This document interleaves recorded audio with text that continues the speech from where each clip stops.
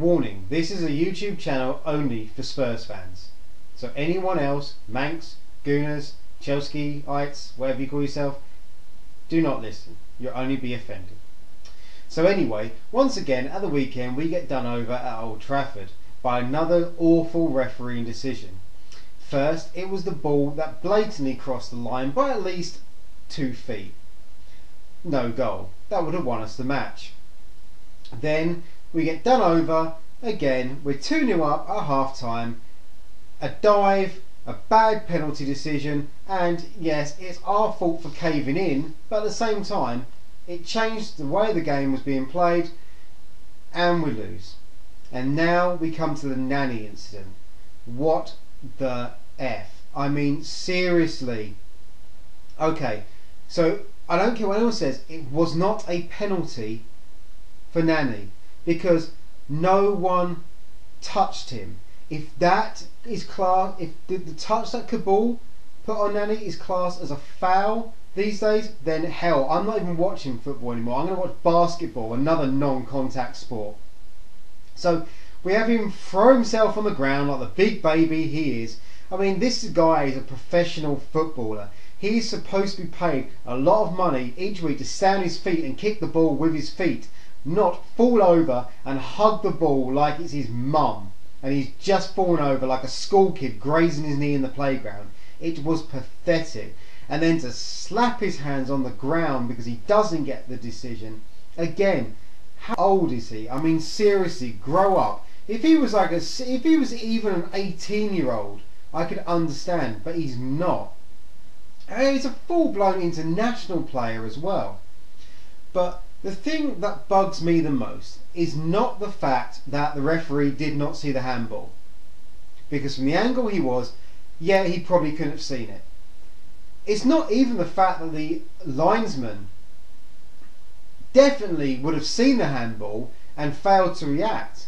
My biggest problem is the fact that after the linesman fails to react, the referee, rather than give a penalty or give a free kick to Tottenham for handball, just kind of does nothing. He doesn't know what to do.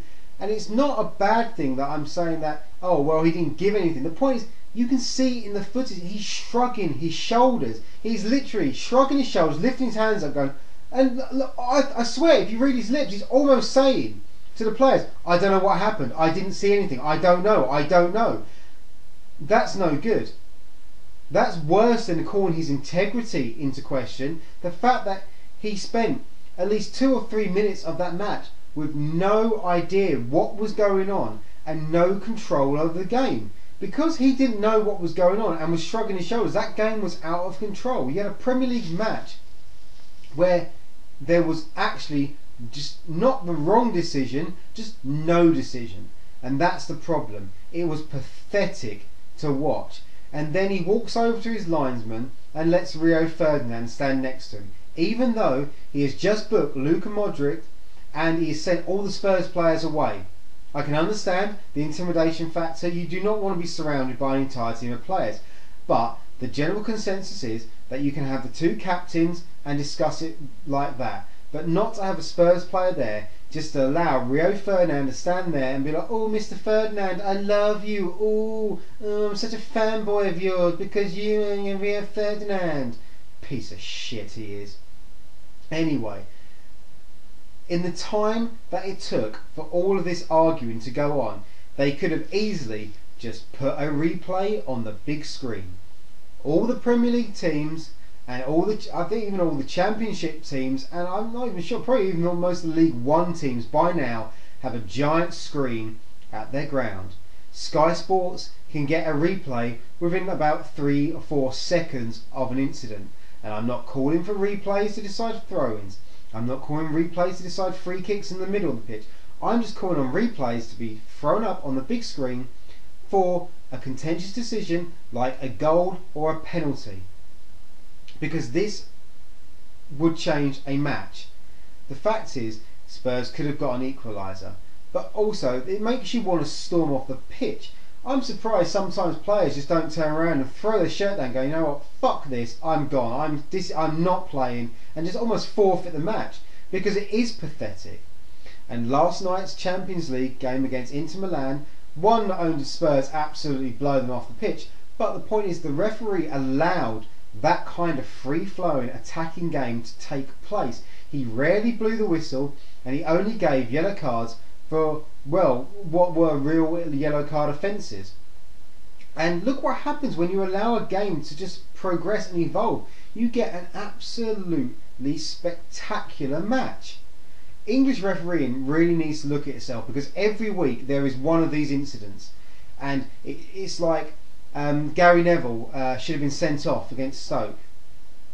Or you had last season, you had was it last season or the year before, you had the goal that wasn't even a goal, it was a fucking corner. Shit like that. I mean, how hard is it just to get these right? I know it is a hard job, and I can understand. I mean, hell, I used to play in goal for a team, so I know how fast a game can just happen in front of you. And you're focusing as a goalkeeper, you're focusing on the ball and focusing on the action, and sometimes, it gets by you. So refereeing is a tough job, but they need to make the right decisions, and if they can't make the right decisions, they need to at least make a decision, not just shrug their shoulders and go, I don't know. And the FA and FIFA and UEFA and every bloody other mother needs to just look at it and think, well, if our referees are getting intimidated and being slagged off after matches, like I said, Harry Redknapp's perfectly entitled to do. It's an emotional game, and the fact is, we got done over, and he is perfectly entitled to call into contest that decision.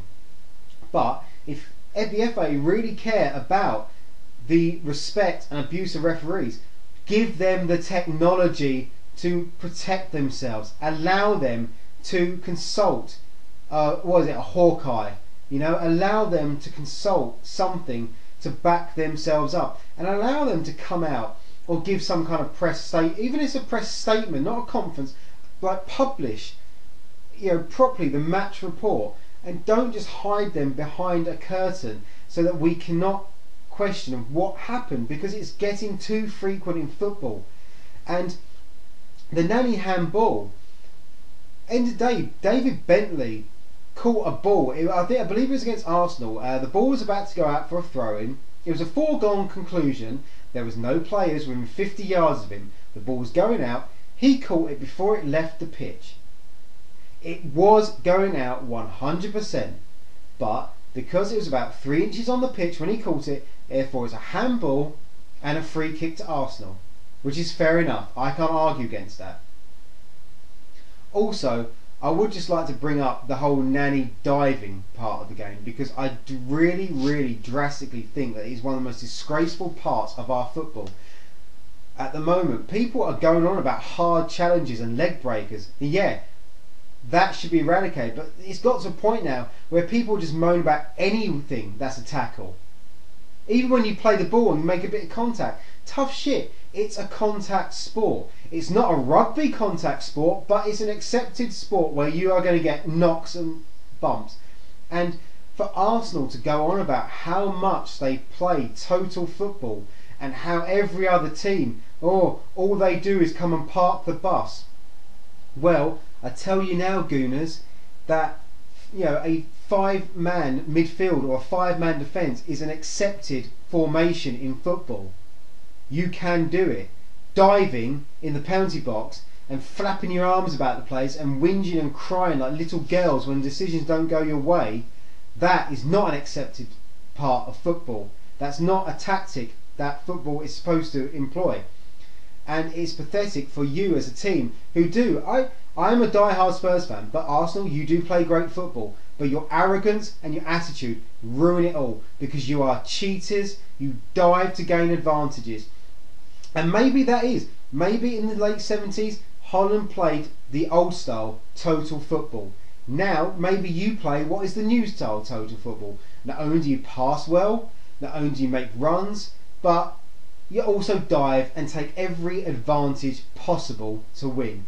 And I would rather lose than have a team full of divers. And it just disgraces you, the fact that you actually throw yourselves around so much, and you whinge and you moan and you cry to the press, my players need protection. You do everything you can to win, and you still can't win a trophy.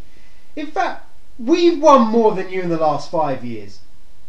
Oh, but it's only the Carling Cup, it don't count. Oh yeah, well the Carling Cup bloody counted when it was the Worthless Cup or the Coca-Cola Cup, where the fuck it was when you won the quote double. You know, I love that again about Arsenal fans. Oh, the Carling Cup don't count, but if you won it, yeah. It only don't count because you can't be bothered to fucking enter it properly. And look at what happened this year. The one time you did take it more or less seriously, and we didn't, you actually knocked us out of it. I just fuck Nani. He's pathetic. It's just great. I just ban him for life. It's pathetic. Ah, fuck it. I'm done.